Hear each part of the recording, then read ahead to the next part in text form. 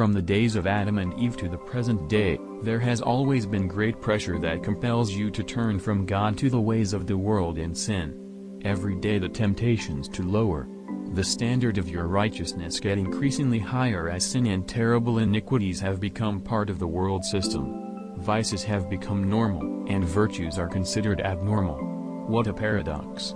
And this has made righteousness more difficult to pursue. In an age where there is little to no respect for God, where holy things are profaned and a sound doctrinal church is scorned and persecuted, my question is, where do you stand? Do you stand for God or the world? Are you on the Lord's side in words and in deeds? I know the noise out there is loud and overwhelming. The pressure can be so frustrating. But all these should not justify our state of compromise.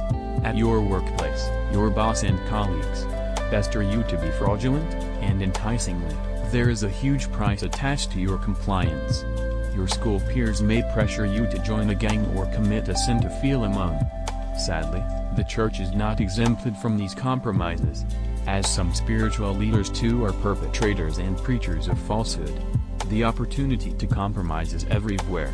However, God does not move with the multitude. He will never lower his standards because of the ways of men. The ways of God are not the ways of men.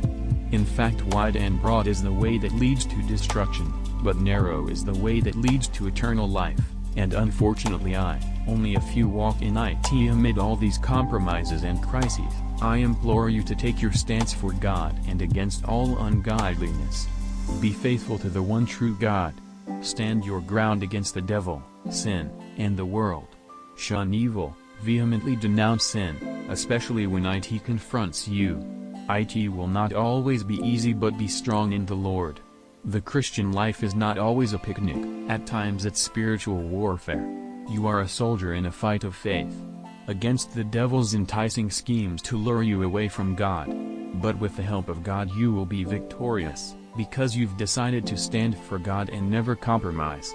Type I trust in God if you trust God.